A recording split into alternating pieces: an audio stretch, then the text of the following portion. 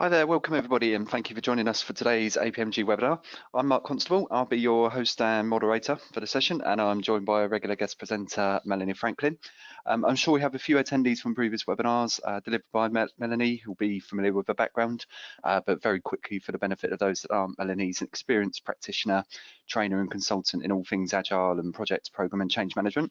And alongside running her own Agile change management training and consultancy business, Melanie's also co-chair for the UK chapter of the Change Management Institute, so particularly relevant to today's session, which is about sharing the value of what effective change management brings to organisations, as despite recognition for change management as a profession continuing to grow, it's still undervalued or not sufficiently understood in many organisations. So we'll try and address some of those problems today. And before I hand things over to Melanie, bear with me while I cover a little housekeeping. So first point is we are recording the session as we do with all our webinars, and having registered, you'll receive a follow-up email once we've got the recording and a copy of the slides online. Secondly, you're welcome to submit any questions at any point throughout the session. So you should see an option on your GoToWebinar control panel where you can type in your questions. I'll be closely monitoring that throughout, and we'll try and address as many as we can towards the end. But we've got a lot of folks on here today, so we might not be able to get to every question, but we'll do what we can. Last but not least on there is feedback is very welcome. So from reminder emails and confirmation emails, you'll have my details. So your feedback is very welcome. And something that is not on the screen, just look out for a poll in a few minutes time. As Melanie gets started, we'll launch a poll just to get to know our audience a little bit better, so do look out for that. Okay, that's the scene set, so welcome Melanie, and it's over to you. Thank you very much. So what I wanted to talk about today is the fact that those of us who are working in change management, we're trying to create new ways of working within the organisations that we are working for, and we need help. We need to get the people who have to work in new ways, we want to work with them. After all, what we probably are doing is facilitating and coordinating those efforts. But often one of the biggest sticking points is that we just don't have the resources working with us, because there is always that pullback to business as usual. So we keep hitting the same problem time and time again. We can have as many wonderful theories and models of how change should actually happen as we like. But if we don't actually have the involvement of those who are going to ultimately work differently in the business, then we've got a massive problem. And I think part of that, as we as a growing and relatively new profession, perhaps we need to put our story across in a slightly different way. So I want to look at some of the current challenges and problems that we have, because we're perhaps not getting that awareness across. Maybe we're not winning the argument of how valuable we are. I want to look in a particular way at the value that change management creates, a way that I think best connects with those whose authority and support we need.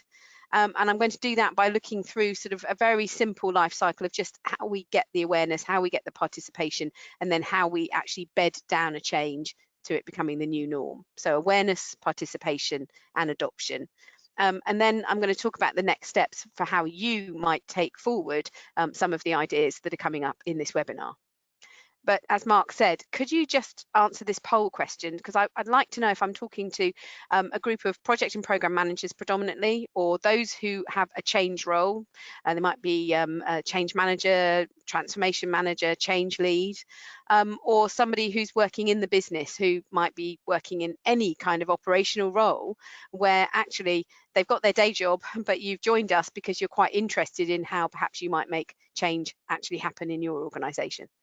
So answer the poll, and then I can probably angle my comments to whoever I've got predominantly as the audience.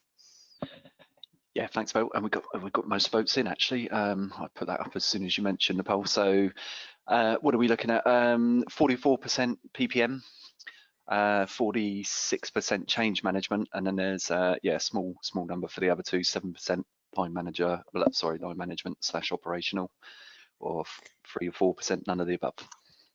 Well, welcome to the none of the above, and welcome to the very small group that's in the line management roles. I have a great deal of sympathy, and I hope that I'm going to be talking your language, and you can comment and pose questions to Mark if I'm not.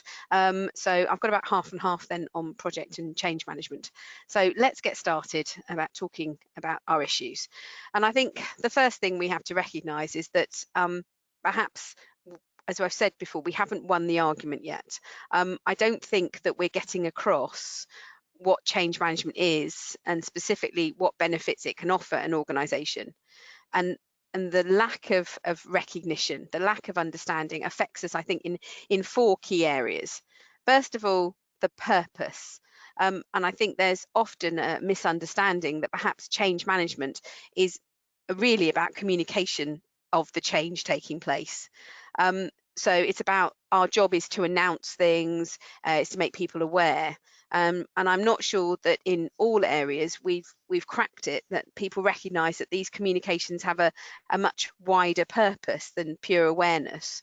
That we need to explain that through our communications, our purpose is actually to influence, to motivate, and to persuade people that they want to have a go and they want to start working in new ways.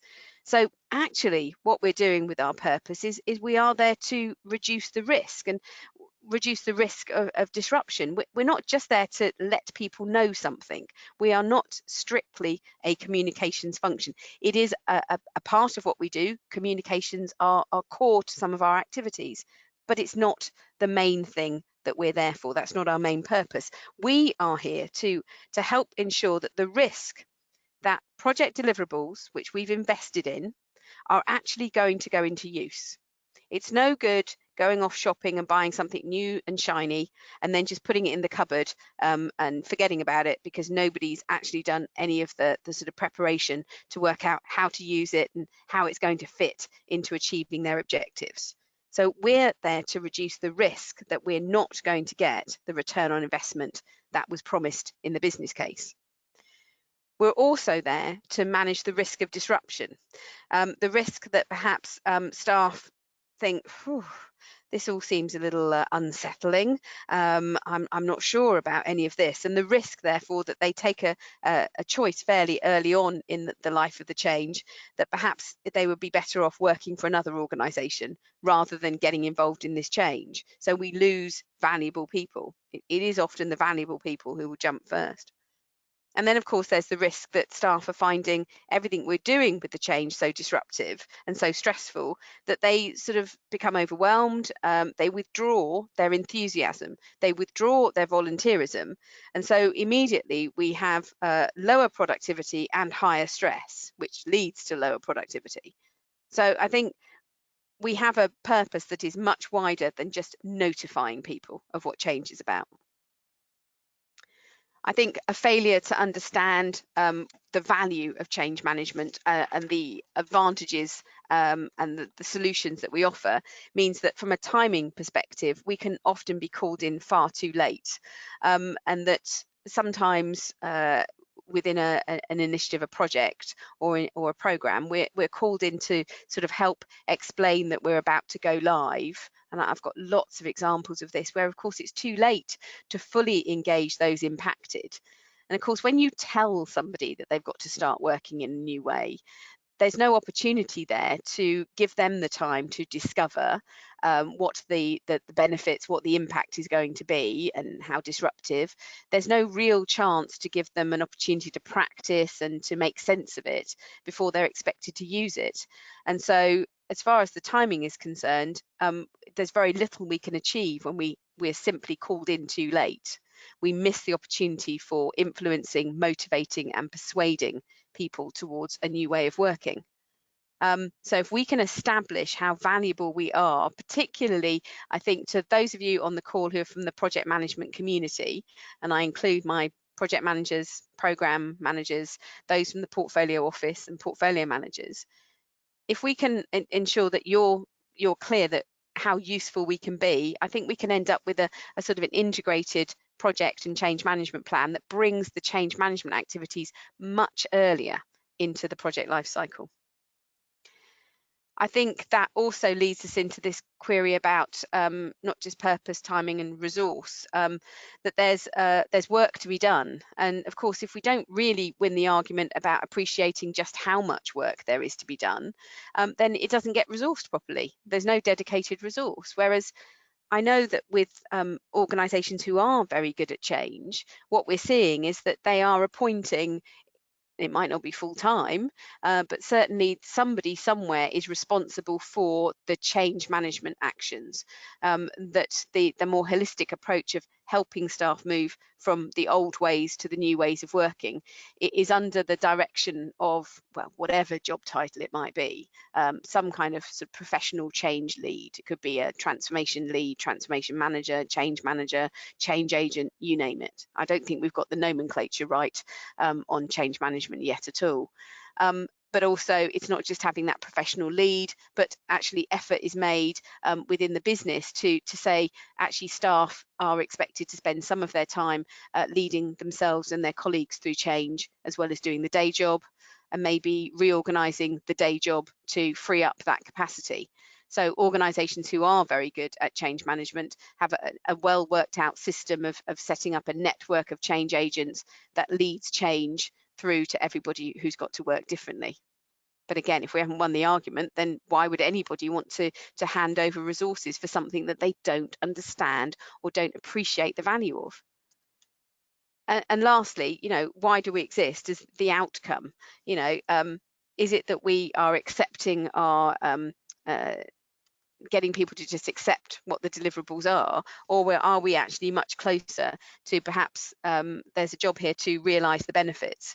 And of course, the whole outcome that we're sort of supposed to create is not just that things have been implemented, but actually that they've been fully adopted as new ways of working, and that there are new habits and new norms that as a result are cutting costs, making things more efficient, increasing customer satisfaction, and therefore we are genuinely realizing the benefits that are quoted in the original business case.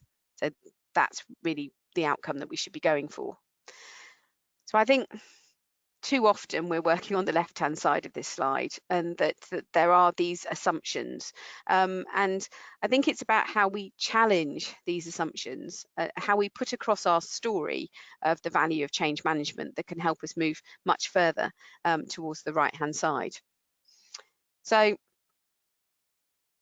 I would move my slide on if it would let me. Absolutely doesn't. Hang on a sec, guys. Okay, my screen has frozen for no apparent reason. So I'm going to talk about how do we establish the value of change management. I'll let my laptop have a bit of a rest. I don't know why it gets to rest when I never do, but let's have a rest. So I think what we've got to do is connect with our audience. We've got to talk about the value, not what we do. And I think one of our most common issues is that we tend to sort of talk about all the things we're doing and how busy we are and all the activities. But if you're not from our world, why would that be of interest? Actually, let's cut to the chase and say, as a result of us being really busy, these are the sorts of things that are actually going to make a difference. We're actually useful, we're valuable, because as a result of what we do, this is what we achieve. So I'm going to give it one more chance now. Mark, I'm not sure I've got control of the screen then.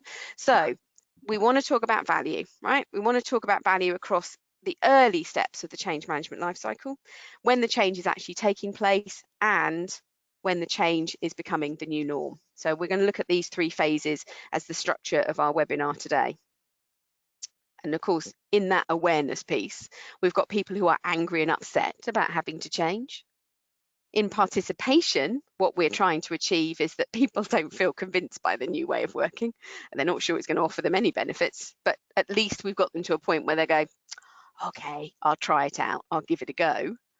And then, of course, what we want to end up with is that acceptance of the new way that is no longer a change, it's the new norm. So this is a very simple life cycle, but I want to get to a point where I'm not talking about what we do. So as I've said, I've heard people explain change management to their colleagues, and we end up talking about we use our language to do so. And so we end up talking about things like, oh, we're doing an impact assessment, and we're talking about a transition curve, a readiness assessment.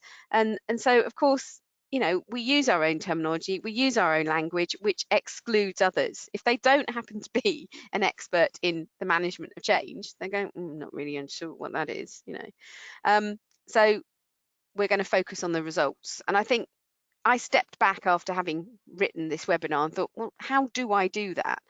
And actually, it was obvious to me that what I think I'm trying to do is when I talk about the impact, I'm concentrating my comments in two ways, really, and I hope I'm about to illustrate these for you. I'm either reducing the negativity surrounding the change, and by doing that, I'm reducing the cost of actually making it happen, or I'm increasing the positivity that people feel, and therefore I'm increasing the return on investment, the revenue that we can achieve, because by increasing the positivity, I'm increasing the enthusiasm, I'm increasing the participation that people are involved in the change, and that means often that the change goes certainly more smoothly, but also it probably goes quicker. So we start to see the benefits of what we've changed much earlier than we might otherwise have done. So when I want to talk about business value, which really is the key thing, I want to focus on these two areas. Either one of those will give me something useful. So over time, what I'm trying to do is reduce that negativity, increase that positivity. And now I'm going to take you through some of the value. And you're going to see the key thing to watch out for is that I am not talking about the things I'm doing. I'm not giving you a breakdown of all of the activities involved in change management. I've jumped ahead and I'm actually saying, and this is what you, the business, whoever that is going to get out of what it is that I'm doing.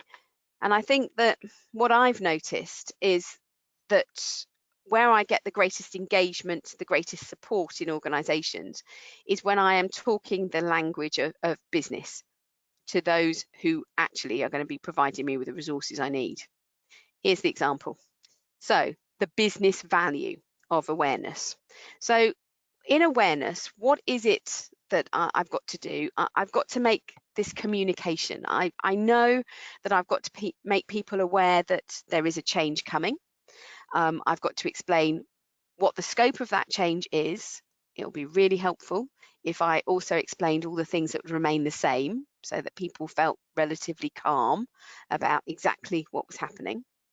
And I want to make sure that I'm authentic. I don't sweep things under the carpet. So I'm honest. If they're going to experience loss, they're going to lose functionality. If they're going to lose certainty over the building they're working in or who they're working with, I'm very honest about those. I'm not going to wallow in the negativity, but I'm certainly not going to hide it, because nobody will trust me ever again if I don't become honest. I'm going to thank them for all their efforts so far, but I'm really going to concentrate on this is what we need to change, this is why we need to change, and I'm going to ask questions about what does it mean to you. And in doing that, the earlier I can get out there and get these communications done, the earlier I can make sure that rumours are not starting to spread. We all know that when there's silence, but we know that there's a bit of change afoot, we all start talking about it. The grapevine or the gossiping that we do is never positive. We never look at something and go, oh, this could be full of opportunities. In the absence of communication, we have a tendency to catastrophize and think that things are going to be much worse than perhaps they might end up. Now, what's interesting from a business point of view is how much that costs the business. Because what I'm going to have to do first of all is I'm going to have to get out there with lots of very positive messages. I'm going to have to sell the benefits of the change. And of course, if people are already feeling on a bit of a downer about something, I'm going to have to work even harder to get them back to a neutral position before I can even move them into being enthused about something. So the costs of actually refuting negative rumours can be huge. If you think of it in terms of not as an internal task for a moment, but if you stepped away and thought, I'm going to have to hire a PR agency, or I'm going to have to run television advertising to actually sort of get my message out there. Think how much that costs, because that's really what we're going to have to do. We're going to have to do an internal advertising campaign. So I want to get my information out there as early as possible, because the real value is that I save the business the actual cost in terms of effort of refuting those rumours. But I think there's something else as well, which is that when people are sort of nervous and think that there's negativity about, then what happens is that that's where they spend their time. That's what they're talking about. So it's not just the cost of refuting the rumours, but it's the productivity we've lost while people were creating the rumours. I was at Gatwick the other day, and I was walking through the one of the shopping areas, and clearly there was something going on with the staff. They were being asked to work in a new way. I could hear that. And there was a lady who was taking my purchases and sort of sorting me out and taking my money, but her thoughts really weren't on the job. So I wouldn't say I was getting a great deal of customer service. But there were 3 other colleagues who were standing behind her, and they were all talking, and they were all very angry about this proposed change. So we had 3 people who weren't doing their job at all, plus this lady who was doing half of her job, while I was sort of standing there listening in about the difficulties they were facing and how much they didn't like their manager and how awful it was to work there. And I was thinking, oh, good grief. And you can see that happens all the time to all of us. This is normal. This is a normal situation, and it costs the business hugely. So as change managers, do you know what? We help save all that negative cost.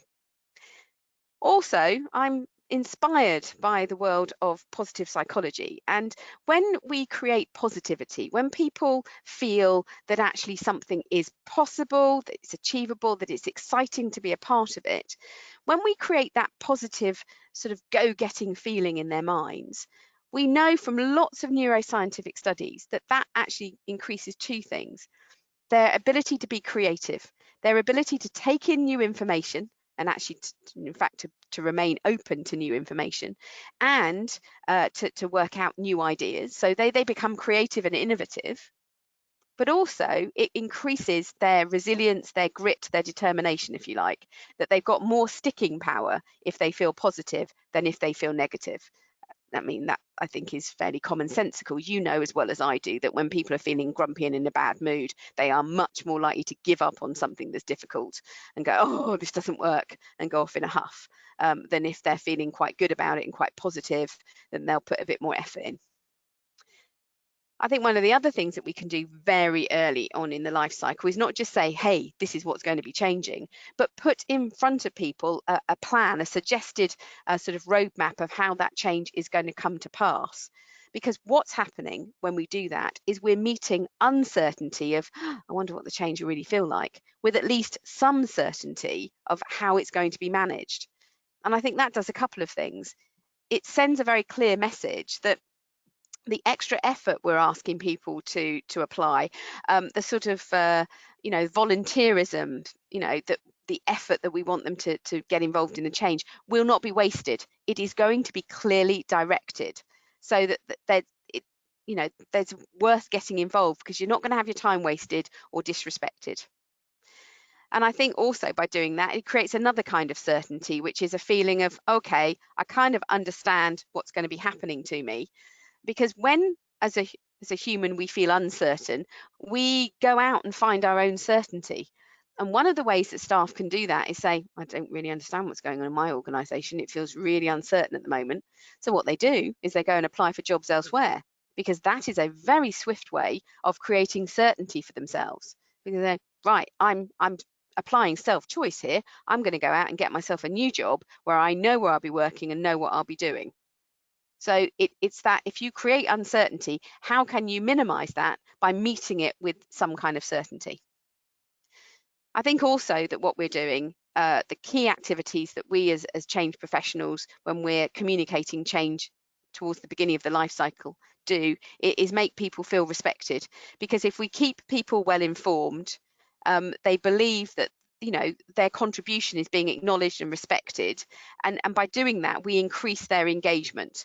When people feel disrespected, when they feel devalued, that's when we start to see absenteeism climbing through sickness and just basically staying at home going, oh, I don't want to go in today. So we can increase the actual capacity of the organization, and we can increase productivity by doing our jobs. So there's real value there. I think the other thing is that what I'm trying to achieve in the awareness, and if I just go back to the model for a moment, what I'm trying to look at is that if I can move people from awareness and actually get them on board, I'm going to get them into, oops, what happened there? Sorry, guys. I'm going to get them into participation. They're going to become a sort of an army of volunteers. And the sooner I can make that transition from awareness to participation, the sooner I get some key business value. And the key business value I'm looking for, wish I'd never moved slides now, is that people can sort of get involved. And by getting involved, they're starting to make those decisions about the effort they're going to put in, and that gets me to participation. I've got people who are going to start creating early examples of the change. So I'm really keen to make sure that by giving people information, they feel well informed, they can self-direct their effort. And you can hear from that that's about people having their own power, autonomy, which we know is a key part of people feeling motivated. And lastly, by getting the information out there and providing as much sort of encouragement as possible, people feel that actually there is no them and us. There's not the well-informed sort of project team who seem to know everything that's going on, and then the business who are the recipients who don't really understand what's going to be happening. Actually, we've got rid of that them and us culture, and actually we're all in it together because we've got that shared understanding, and there's no hidden information. I mean, there's a phrase, information is power. These phrases come up because actually there's a kernel of truth in them, and that the people who know stuff have more power than the ones who don't. So let's level the playing field as early as possible in the life cycle of change if we want people to actually really commit and really get involved. So I think we make a difference. Now, I brainstormed some of these key points. You would need to make these perhaps relevant to your own organisation, use language that's relevant. And I'm sure you could use this as a jumping off point to come up with loads of your own ideas. But the point is that each one of these is about what we've achieved as a result of our work, not describing what we're actually doing, not describing every step of our work. The same holds true for participation, in that what do I do as a change manager? I coordinate and I facilitate the involvement of people in the business who are going to be affected by project deliverables. I want them to see as early as possible, maybe what the new platform is that they're going to be using, or talk about what the new regulations are that they're going to have to work around, or perhaps explain the restructuring of the organization and explain what teams they'll now be working in. But as soon as possible, I want them to get involved in designing how they are going to do their jobs from now on, who they're going to do their jobs with, what inputs, what outputs they're going to create.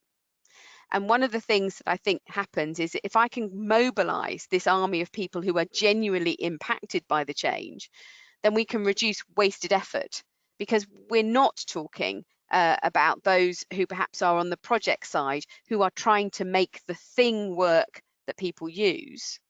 We're actually thinking about how are we going to get the thing actually into use. So that second point there is that I'm creating a far better balance between the emphasis being on the features and functions, often in system related change, and instead widening out what people are preparing. Is they're preparing to work out what the new relationships are, how information flows, what's the streamlined process that underpins what we're doing. So I think we get that better balance between features and functions.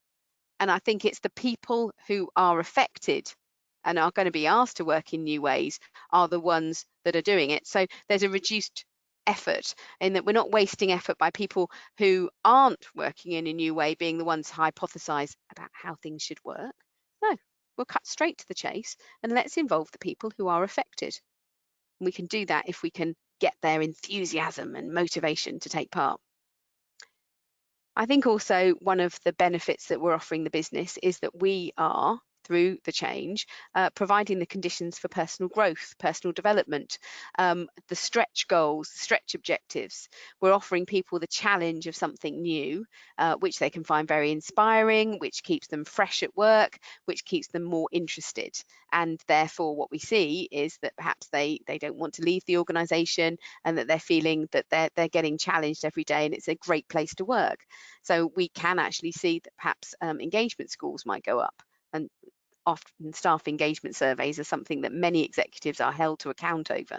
So it's always interesting. The thing about having our army of motivated people is that they start having a go at working in the new way. So they start working on pilots and prototypes. And what we get from that is an early validation of what we think we're actually changing. I mean, so many changes that we conceive of hypothetically, actually, when we start to put them into practice, always have different results to what we first anticipated. So the earlier we can go into live use, however small scale, the sooner we can validate if we're on the right lines.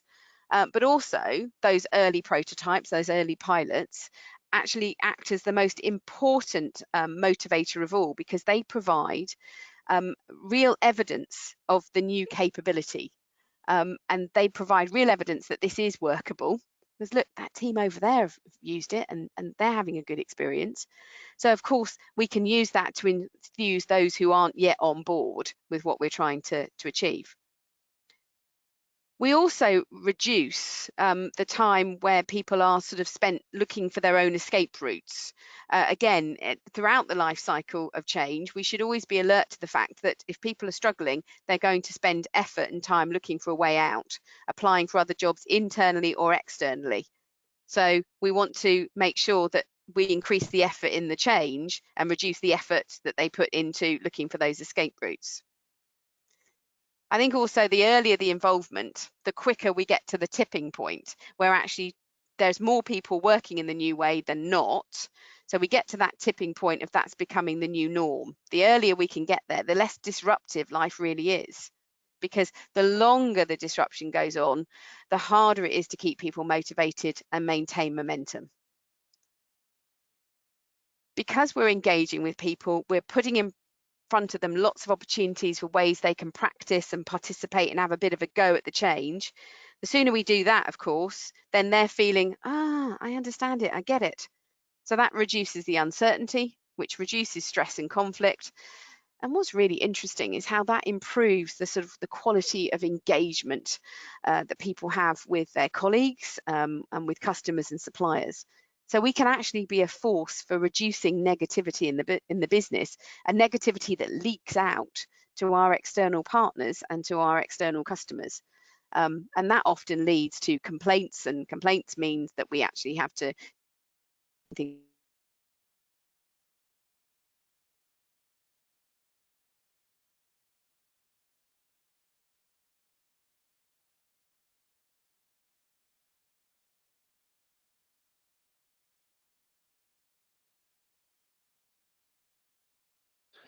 We seem to have lost Mel, folks. Bear with us 2 moments.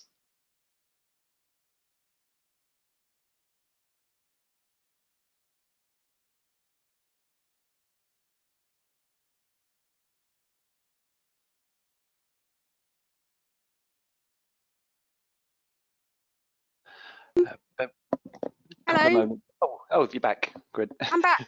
I don't know where you all went, but I carried on.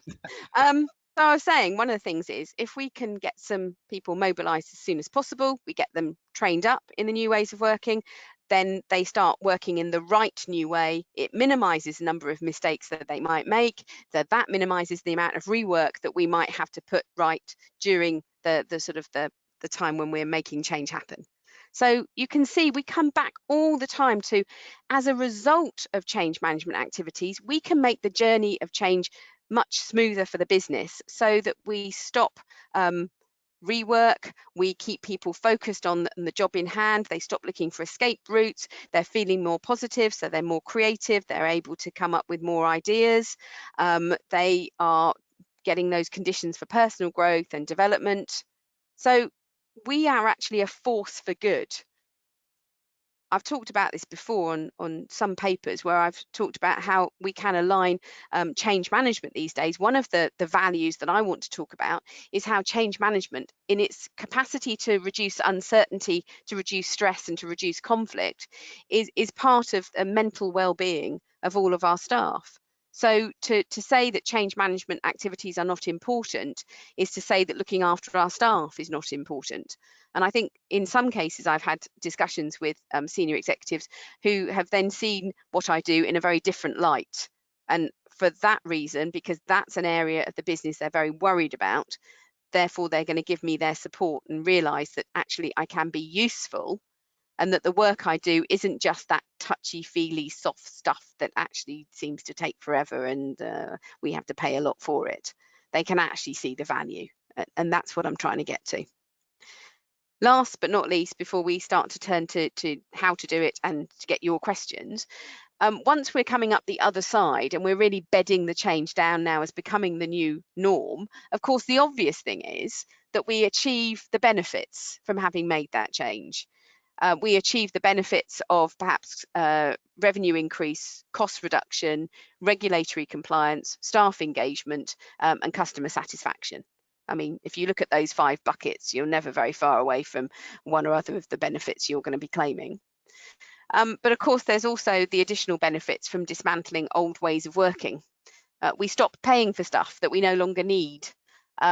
We can dismantle it might be software licenses, or we can stop holding meetings that we no longer need to hold and soaking up people's time.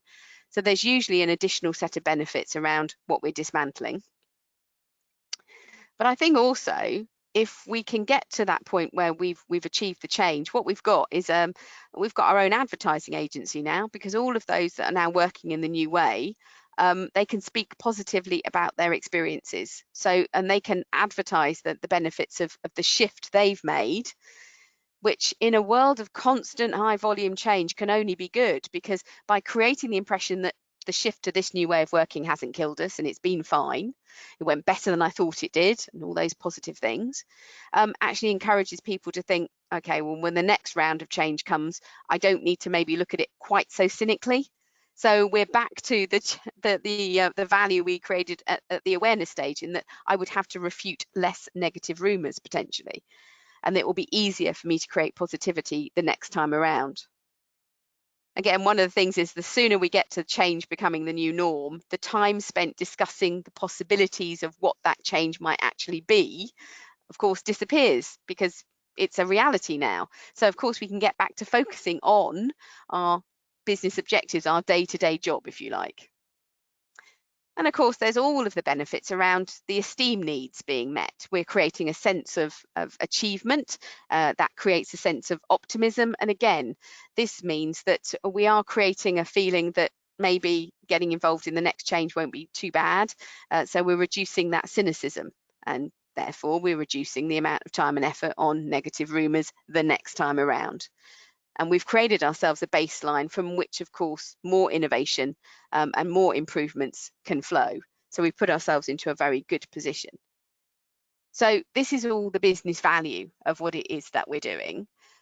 How do you achieve it? How do you turn away from saying what it is you're going to do to how do you get the conversation to be just a slightly different perspective? We're looking at what we do from a slightly different lens, which is, what's the outcome? And I was trying to think, well, how do I do it? And it's not a straightforward. It doesn't come straight out of my mouth as, hey, this is the amazing thing I do for you. What I have to do is work through an example of what it is I'm doing. So I always tend to start with the activities, but I have to keep asking myself these questions, like, as a result of doing that, what happens? You know, the outcome, if I do this thing, what have I created? What difference have I made? And why is that positive? So what you're always asking yourself is how to do it. Probably the best way I can do it is to look at an example. I can take any one of the benefits that we've just had a look at, and let's just pick one straight off the top of my head. I'll go back to creating the awareness, and let's look at negative rumours. So what we're doing first of all is I'm getting out there as early as possible with the information. So I'm saying, look, this is what we are planning to change. And by the way, these are all the things that we're planning to keep the same. So immediately I'm trying to get out there with as honest an impression of the scope as I possibly can. So I'm going to do lots of, we might do a big email announcement across all the organisation. I might do some town hall meetings with senior executives, but we're getting that information out there. So everybody has accurate information, so there is no misunderstandings. So what's the value of that? If there's no misunderstandings, I don't have to correct misunderstandings. If I don't have to correct misunderstandings, I can redirect our efforts to actually asking questions about practically how we're going to make that happen. If I don't have to correct misunderstandings, I haven't got people feeling unhappy about the change, starting to moan about the change, creating that negativity that brings everybody down.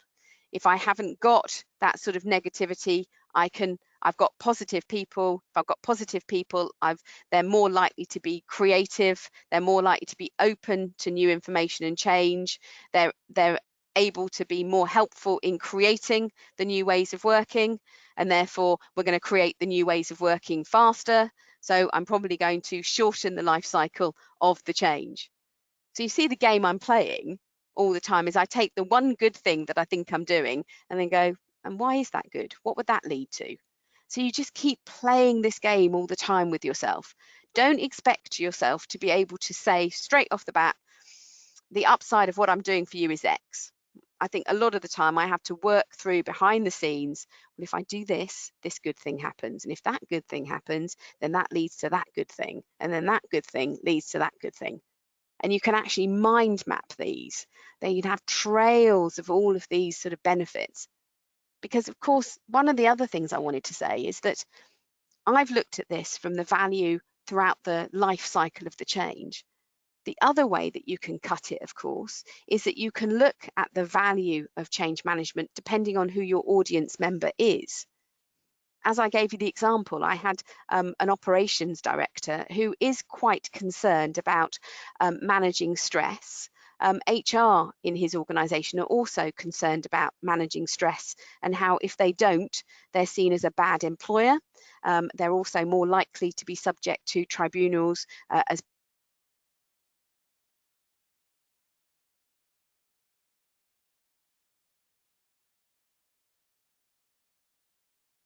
We seem to have lost you again, Mel.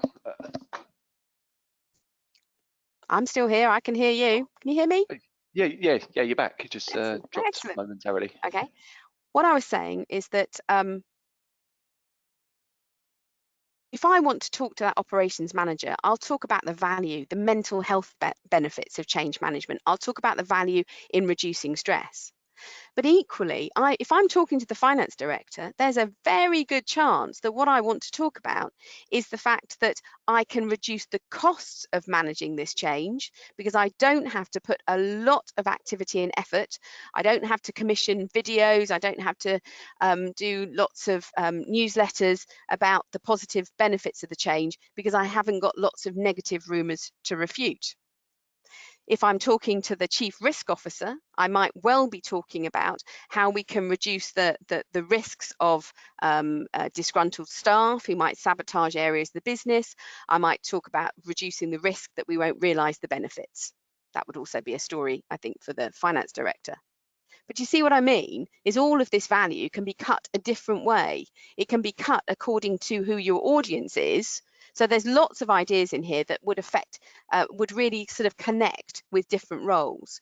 So it might not be that you want to worry too much about the value by the life cycle of change. You might want to take all of these examples from this webinar and say some of these would best hit some of my key stakeholders.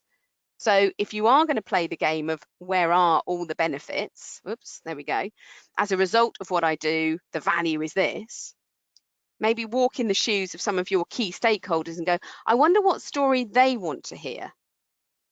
But the point I'm making with this webinar is that I think the story they don't want to hear, or certainly not to start with, is all the things we're going to do and how we're going to do all of those things. Because if you like, that's activities and that's not the outcome. And I think what people are incentivized by is the positive outcome. So let's just sharpen up how we talk about change management and actually dive straight into this is the positive outcome that we create. I'm sure you've got lots of questions, and I'm going to let Mark sort of pull them all together. But hopefully that's making sense.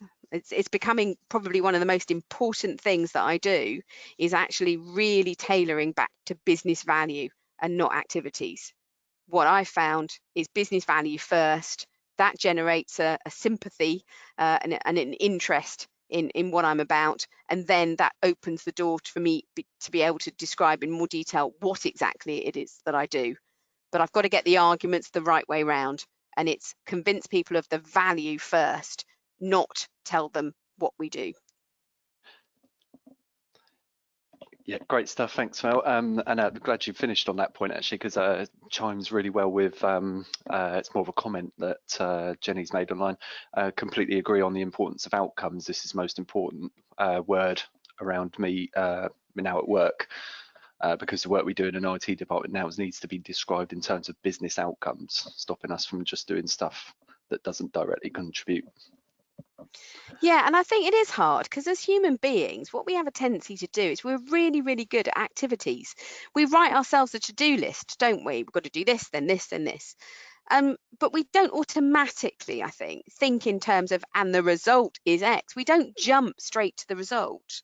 So I think I think one of the key techniques is to maybe think about all the things you're going to do, but keep asking yourself this slide.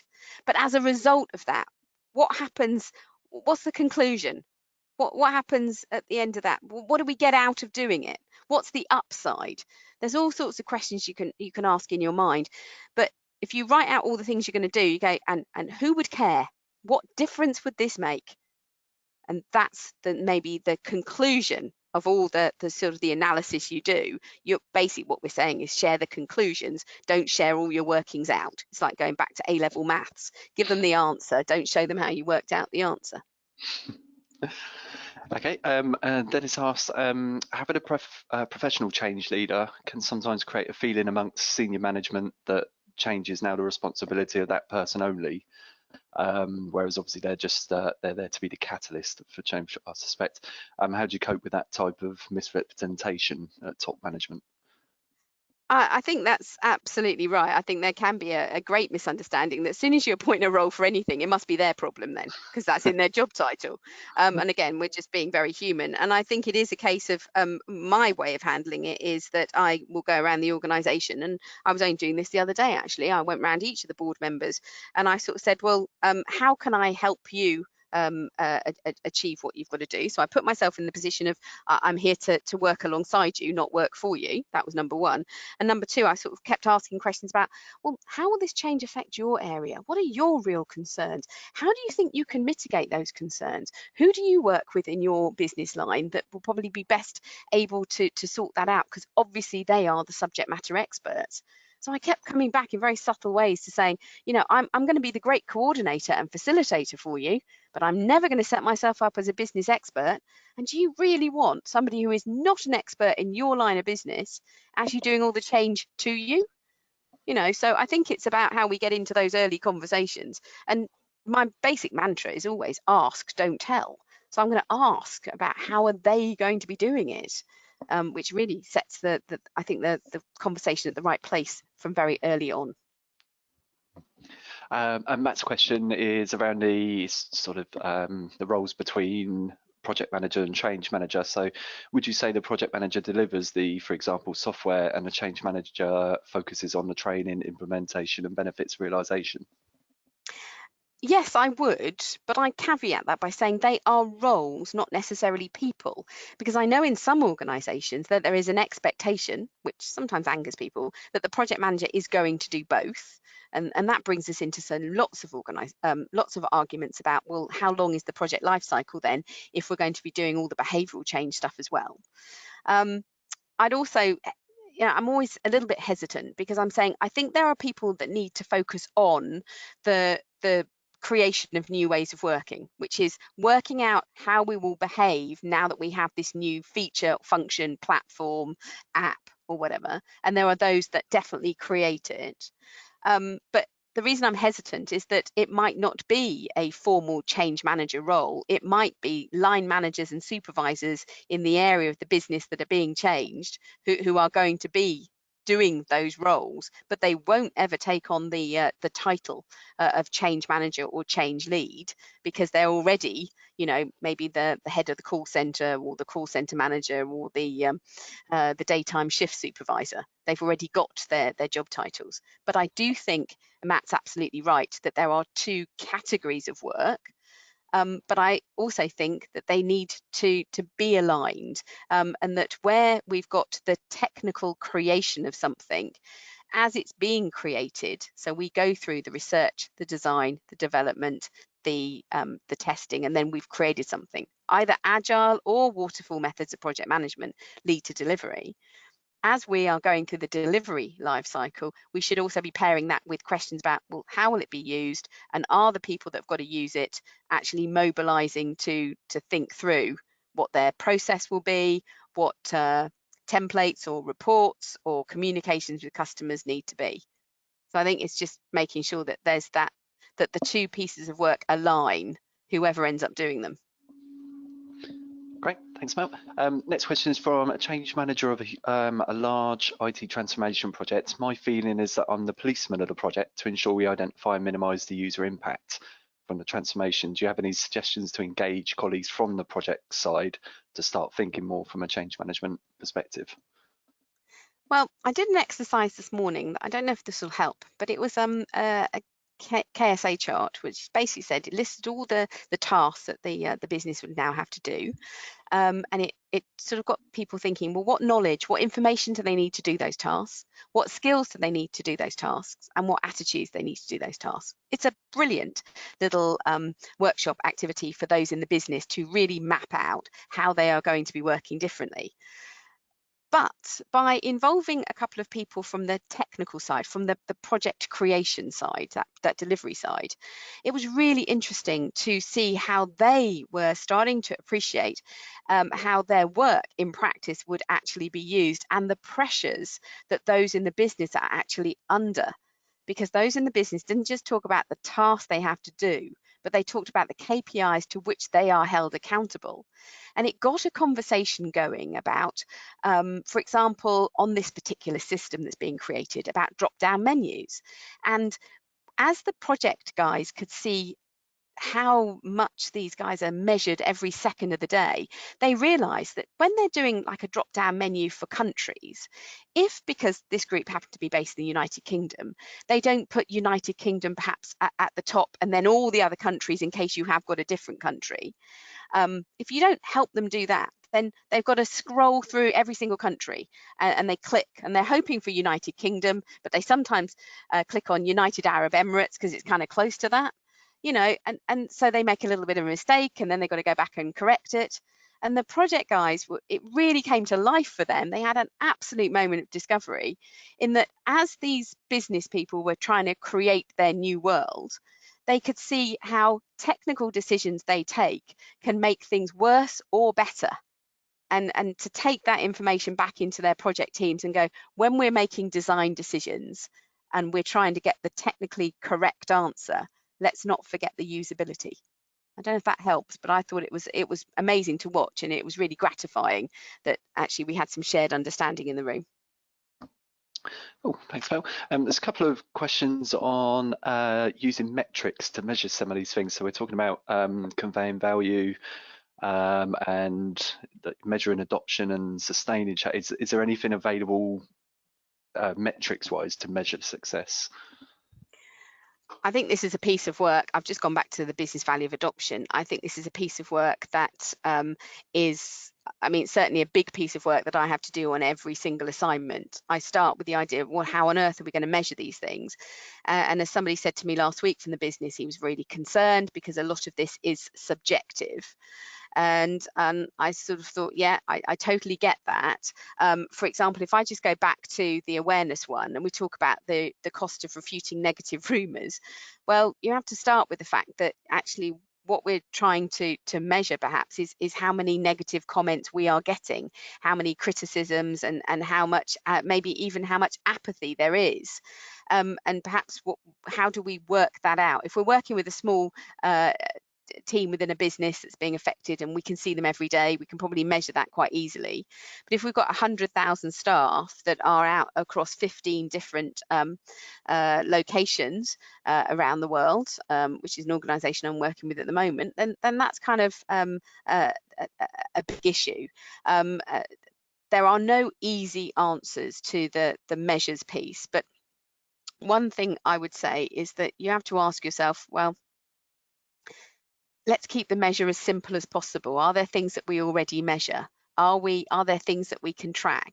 For example, if you already do a staff engagement survey, it might only be annually. That probably isn't going to take you where you need to go for checking on how people are feeling about the change. But what you can do is you can put in place a facility for people to pose you questions really easily, and you can track the level of positive versus negative questions that you're getting, and seeing whether or not you're having an impact on reducing the negativity and the sort of the implied criticisms that people are flinging at you, versus the questions you're getting where people are asking for information as they're getting ready to take part because they're feeling quite positive about it.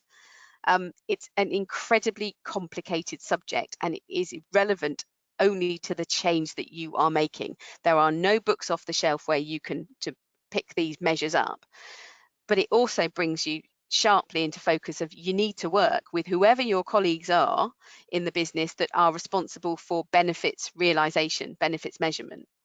I'm not a statistician, so I often go into the finance function and I say, look, I know these look like subjective measures, but is there anything that we're currently measuring? What data do we collect here? Is there any ideas you can come up with? And I'm always really positively surprised that they can come up with things that help me track stuff. So, but it's going to be subjective and it's going to be hard work. Great, thanks, Matt. I think we'll take two more questions. So let's go for, at the beginning, you mentioned developing an organisation which was able to bring together groups of colleagues as change agents. How do you go about doing this? I think there's I'll send out a paper on change agents after this on my LinkedIn account. But I think one of the things you're looking for is for people within the business who are going to be asked to work in new ways. What you're trying to do is you're trying to set up a network of those people that are really interested, because not everybody is. They're really interested. They're really upbeat about the change. They understand how their area of the business works. So they've got a couple of things about them. They've got that subject matter expertise and that feeling that change is a good thing. And what you're looking for is for those people to form together as a network who can encourage their colleagues beneath them. So it's very much like a Ponzi scheme. You get a few people and then you ask them to think about people in their network that they want to encourage, and you ask those people to think about the people in their network they want to encourage. So you are building a sort of cascade model, if you like. But the one key thing about that is they have to volunteer to do it. If you're appointing them to do it, then probably it's just another task that they don't want to do. Great, thanks, Phil. And this is I suspect this one might be almost impossible to answer, but I think it's a good one to finish on. Excellent. If you could describe the role of a change manager in one word, what word would you use, and what two words would you use to describe who we work for? Okay, cheerleader, because I think that covers the influencing, motivating, and persuading. And who do I work for? I work for the business that has to work differently. I work for all the people. I might not be appointed by them and I might not be paid by them, but I work for the people who have got to abandon their comfortable routines, their old ways of working that they know how to do, and I've got to take on all the risk and uncertainty of trying out something new, practicing it, and putting all that effort in. They are really my audience, and those are the people that I am trying to service. Nicely done. Thanks, Phil. Okay, so I think we can start wrapping up there as we've hit our hour. Yeah, thanks for cycling forward a few slides. We'll leave that on display as we wrap up. Just a reminder as well, I said at the start, but I know we occasionally have a few people joining late. We have recorded the session, and I'll be working on getting the recording and slides online soon afterwards, so look out for our follow-up email. That will contain links so you can access the slides and recording. And Melanie's also put together a supporting paper for this subject as well, so I'll make sure that's included. And yeah, that's about it, I think. So thank you everyone for joining us today. Hope it's been useful for you, and thanks very much, Mel, for your insights and expertise as ever. Very much appreciated. Yeah, check out the links there, and there's also a few relevant qualifications to take a look at. The most obvious one being change management. But do you want to say a sentence or two about Agile Change Agent as well, because we should actually change that to now available rather than coming soon. It is now available because it's been running for the last few months, and I have never had such a positive response to a new qualification. So many organisations are asking for it. It's a couple of days. It's all practical. It's about how do I run all the change activities alongside an agile project, and it's going down a storm. We're into the 3 figures now, so we've gone in terms of the hundreds of people that are being trained in it. So it's really great, and I'm really pleased. Awesome. Thanks, Mel. So thanks again, everyone. Thanks for joining, and we hope to see you on future webinars. Enjoy the rest of your week. Bye.